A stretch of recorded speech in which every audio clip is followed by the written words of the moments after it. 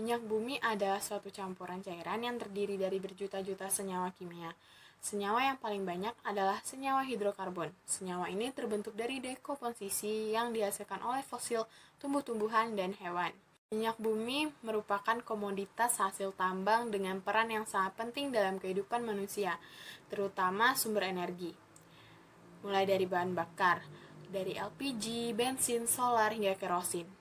Material seperti lilin, parafin, dan aspal, serta berbagai reagen kimia yang dibutuhkan untuk pembuatan plastik, karet sintetis, deterjen, obat-obatan, dan lainnya yang dihasilkan dari minyak bumi. Minyak bumi itu terbentuk dari pelapukan berbagai macam sisa-sisa organisme, seperti tumbuhan, hewan, dan jasa-jasa renik yang sudah tertimbun dalam dasar laut bersama lumpur selama jutaan tahun lamanya. Lumpur tersebut akan berubah menjadi berbagai batuan sedimen yang berpori, sedangkan sisa-sisa organisme akan bergerak ke tempat yang tekanannya rendah dan terkumpul pada sebuah daerah perangkap, yaitu batuan kedap. Gas alam, minyak, dan air akan terakumulasi sebagai deposit minyak bumi. Pada rongga bagian atas ada gas alam, sedangkan cairan minyak mengambang di atas deposit air. Bila kita urutkan, maka akan menjadi seperti ini. Jasad renik yang terkubur bersama lumpur akan diproses jutaan tahun, akan mengendap dari dasar laut, menghasilkan bintik minyak dan gas, akan terakumulasi di batuan kedap dan menjadi deposit minyak bumi. Karena terbentuk dari sisa-sisa organisme, minyak bumi dan gas alam sering juga disebut sebagai bahan bakar fosil. Bahan bakar fosil tergolong sumber daya alam yang tak terbarukan. Proses pembentukan yang sangat lama menjadi alasan dari hal ini. Setiap jenis senyawa hidrokarbon memiliki titik didih yang berbeda. Semakin panjang rantai hidrokarbon, maka titik didih juga semakin besar. Perbedaan titik didih tersebut menghasilkan beberapa fraksi-fraksi minyak bumi yang memiliki kegunaan yang berbeda-beda.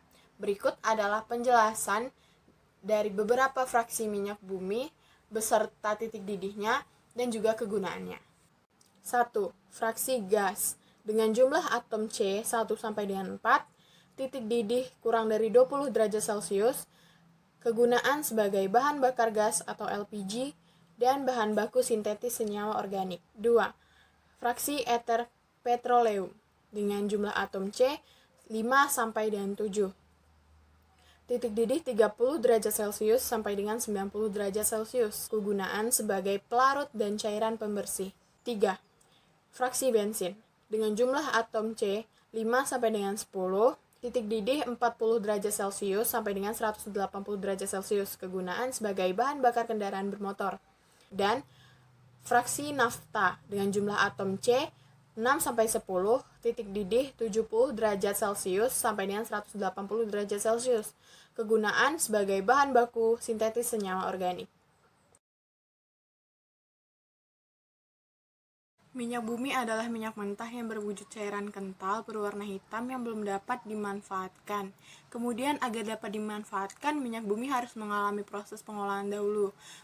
Pengolahan minyak bumi dilakukan dengan kilang minyak yang melalui 2 tahap. Pengolahan tahap pertama atau primary processing dilakukan dengan cara distilasi bertingkat, dan pengolahan tahap kedua atau secondary processing dilakukan dengan berbagai cara. Pengolahan minyak bumi tahap pertama dilakukan dengan cara distilasi bertingkat, yaitu proses distilasi berulang-ulang sehingga didapatkan berbagai macam hasil berdasarkan perbedaan titik didihnya.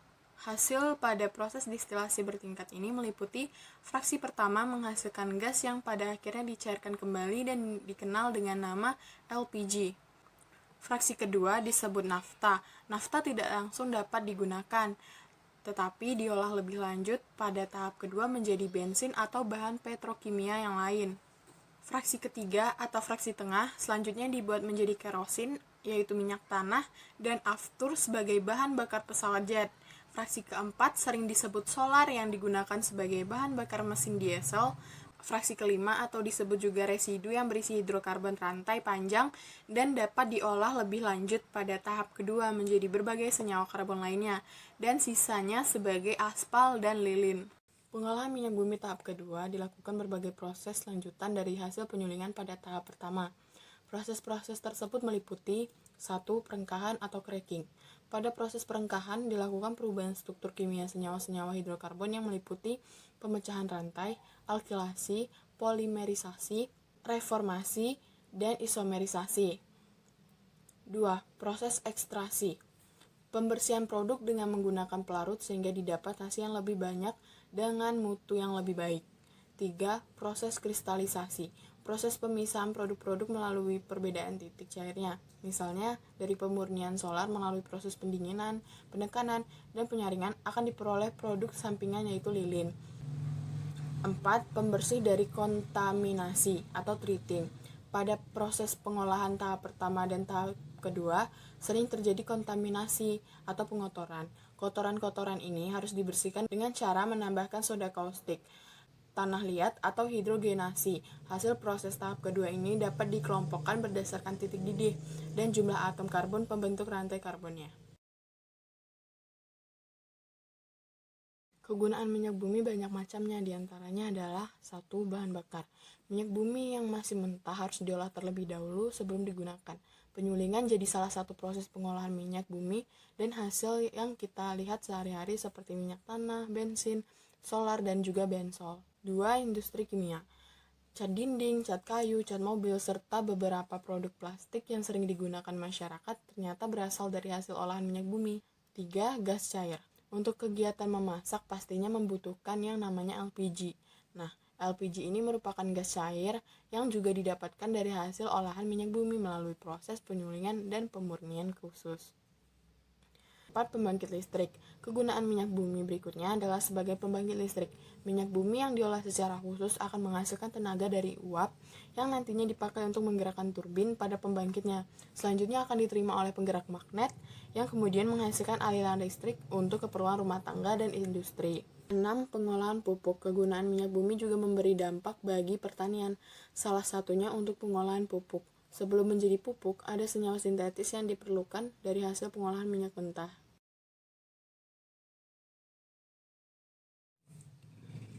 1. Pulau Sumatera, yakni di Lok Semawe dan Peureulak di Aceh, Tanjung Pura di Sumatera Utara, Sungai Pakning dan Dumai di Riau, serta Pelaju, Sungai Gerong, dan Muara Enim di Sumatera Selatan.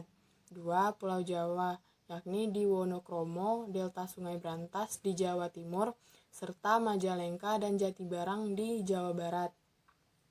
3. Pulau Kalimantan, terdapat di Balikpapan, Pulau Tarakan, Pulau Bunyu, Kalimantan Timur, serta Amuntai, Tanjung, dan Rantau di Kalimantan Selatan. 4. Maluku terdapat di Pulau Seram. 5. Papua terdapat di Klamono, Sorong, dan Babo. Sumber daya minyak bumi dan gas memerlukan waktu yang cukup lama dalam proses membentuknya kembali, karena minyak bumi sebenarnya memiliki sifat sekali pakai yang tidak baik, sehingga sumber minyak bumi bisa habis kapanpun. Pengolahannya juga membutuhkan biaya yang tidak sedikit sehingga akan menghabiskan dana yang banyak dibandingkan dengan beberapa proses pengolahan lainnya yang ada dari sumber daya manusia.